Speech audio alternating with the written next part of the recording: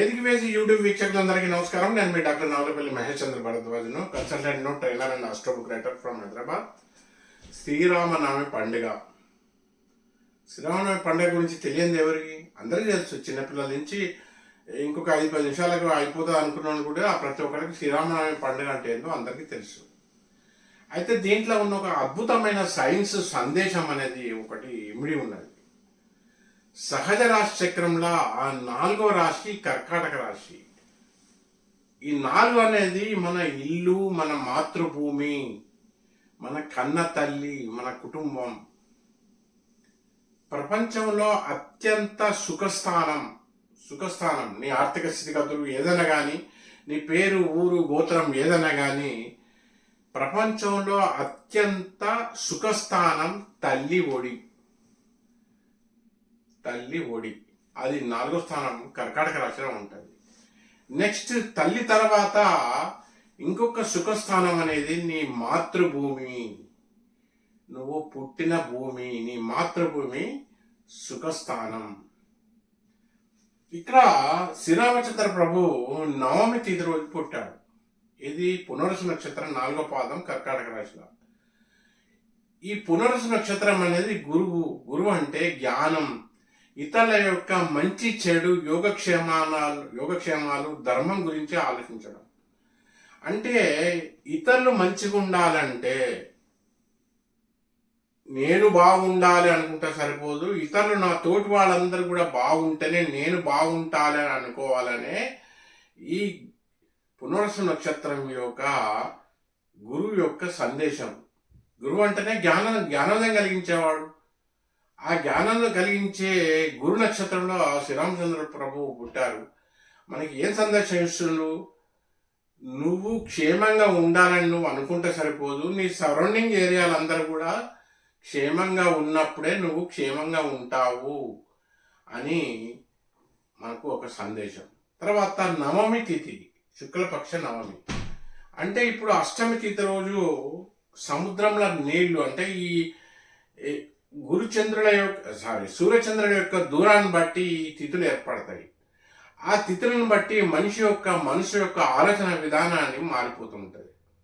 అష్టమి తిథి రోజు సముద్రంలో నీళ్లు ఎటువంటి అలలు ఉండవు. అదే పౌర్ణమి తిథి రోజు చాలా ఉధృతంగా అలలు వస్తాయి. అంటే దీని యొక్క అర్థం ఏంటంటే, మనిషి శరీరంలో ఉన్న బయటకు కనిపించని మనస్సు అనేది నవమి తిథి నుంచి ఒక ప్రోగ్రెసివ్గా ఉండాలి. కన్స్ట్రక్టివ్గా, అంటే సకారాత్మక ధోరణి, అందరికీ మేలు చేసే విధంగా ఉండాలనేది నవమి తిథి యొక్క ముఖ్య ఉద్దేశం. అలాగే శ్రీరామ అన్న అది అగ్నితత్వం. అంటే ఒక వెలుతురు వెలగాలి. నీ యొక్క కీర్తి ప్రశ్నల వల్ల, నువ్వు చేసే మంచి పనుల వల్ల సమాజానికి మేలు జరగాలి. అందుగురించి నాకు తెలిసినంత వరకు శ్రీరామచంద్ర ప్రభు ఎప్పుడు కూడా మహిమలు, మాయాల మంత్రాలు చూపెట్టలేదు. తన యొక్క ధర్మ ప్రవర్తన వల్లే ఇన్ని యుగాలైనా కూడా మనం ఒక ఆదర్శంగా తీసుకుంటున్నాం. సో శ్రీరామనవమి అనేది మనం ఏదో కోలాటాల కోసం, లేకుంటే గుడిల కళ్యాణం, రాముల వారి కళ్యాణం చేయడానికో, సీతమ్మ వాళ్ళ కళ్యాణం చేయడానికో, ఇంకా దేనికో అందరు కలిసి విందులు వినోదాలు చేసుకోవడానికి కాదు. అన్నీ ఓకే, కానీ మన దాంట్లో యొక్క అసలైన ఉద్దేశం మనం అర్థం చేసుకోవడం లేదు. ఇంకొక ముఖ్యమైన విషయం ఏంటంటే, నువ్వు, నీ కుటుంబం, నీ మాతృదేశం, నువ్వు ఉన్న ప్రాంతం, నీకు అడ్రస్, నీకు ఒక ఉనికిని ప్రసాదించిన దేశం బాగుండాలి అంటే ఎట్టి పరిస్థితుల్లో ఏ విధంగా కూడా ధర్మద్రోహులకు అది ఏ రూపకంగా కూడా సపోర్ట్ చేయకూడదు.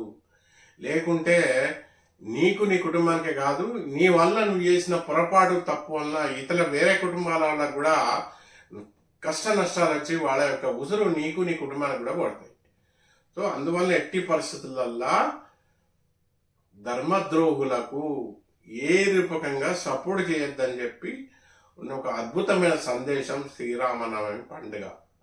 అందరికీ శ్రీరామనవమి పండుగ శుభాకాంక్షలు తెలుపుతూ, మన సనాతన ధర్మంలో చెప్పిన ఈ అద్భుతమైన సందేశాన్ని అందరూ అర్థం చేసుకొని ఏ విధంగా కూడా మీరు ఎట్టి పరిస్థితుల్లో కూడా మీ స్వప్రయోజనాలు ఏదైనా కానీ వాటిని పక్కకు పెట్టి ధర్మద్రోహులకు సపోర్ట్ చేయకండి.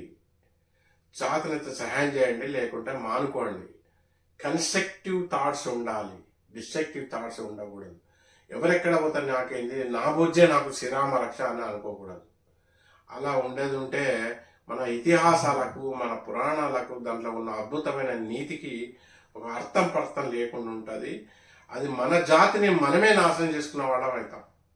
సో దయచేసి శ్రీరామనవమి పండుగలో ఉన్న ఒక అద్భుతమైన సందేశాన్ని సరైన రీతిలో అర్థం చేసుకొని, ప్రస్తుత పరిస్థితులల్లో ప్రపంచం అంతా ఎంత అల్లకల్లా ఉన్నా మన భారతదేశం అనేది చాలా సురక్షితంగా ఉన్నాం, మనం చాలా సంతోషంగా ఉన్నాం, మనం చాలా హ్యాపీగా ఉన్నాం.